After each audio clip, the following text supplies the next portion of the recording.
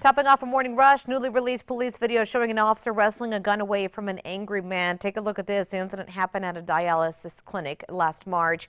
Video shows Matthew Roger Smith drawing a gun while waiting for an appointment. He told the officer he was upset with the nurses, but he only wanted to hurt himself. He's now facing aggravated assault charges. Prosecutors are trying to keep a local business owner and convicted felon from behind bars. Malcolm Cooper is accused of trafficking drugs out of his business, Barbers Haven.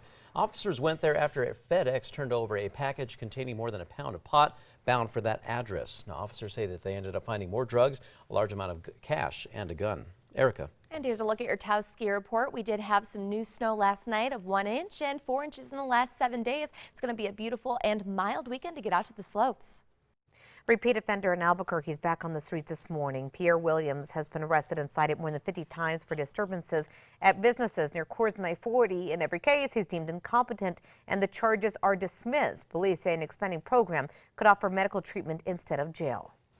Bernalillo County deputies are naming 2 of the people involved in a deadly crash. 18-year-old Carlos Hernandez and another passenger were killed after crashing his car into another.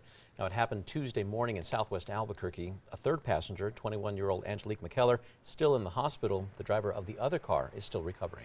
Deputies warning people not to spread rumors online about a missing woman in the Four Corners. 27-year-old Sasha Kraus was last seen January 19th near Farmington at the Mennonite church where she worked. The sheriff's office says her disappearance is still being investigated. No word on what the rumors entail. A new report released by TRIP, that's a national transportation nonprofit, says New Mexico's roadways are in need of repair.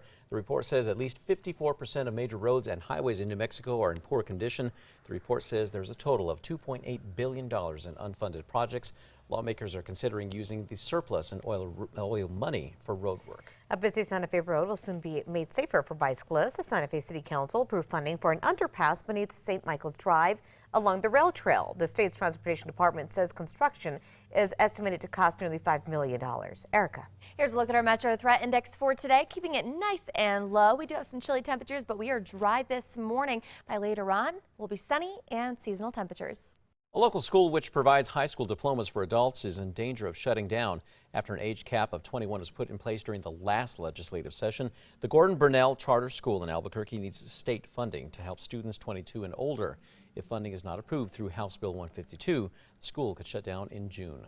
The governor wants more work to be done on a bill that could provide more scrutiny for officers who use deadly force. Senator Antoinette Facilio Lopez's bill would fast-track police shooting investigations, requiring a judge's decision within 3 months. The governor says it will not be heard in committee. Instead, she wants input from the AG and local law enforcement. There could soon be stricter punishment for knowingly selling ivory and other endangered wildlife parts in New Mexico.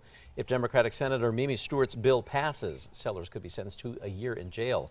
Now, this is similar to laws in other states that restrict trafficking of parts from endangered animals. The bill passed a Senate committee yesterday. This weekend, the state, city, and county are working with Uber to make sure that you get home safe this Super Bowl weekend. The Take a Ride on Us campaign is offering a $10 Uber credit in the metro area. The offer is valid Sunday, February 2nd through Monday, February 3rd at 3 a.m. Just use the code SUPER2020. Speaking of this Sunday, celebrating the Super Bowl with a bowl of soup. The Tomei Art Gallery is hosting the 12th annual Super Bowl. This event is from 11 to 2 at the UNM Valencia Campus Student Community Center. For $15, you'll get a handmade bowl to fill with homemade soup. All proceeds will go towards scholarships for art students. Angel Fire Resort's first winter carnival on the ski mountain continues today. All weekend long, the mountain is being turned into a Coney Island-style boardwalk. The event includes a full-size merry-go-round. Guests can compete in races and traditional midway games. Angel Fire Resort's last World Shovel Race Championships are also set for this weekend. Erica.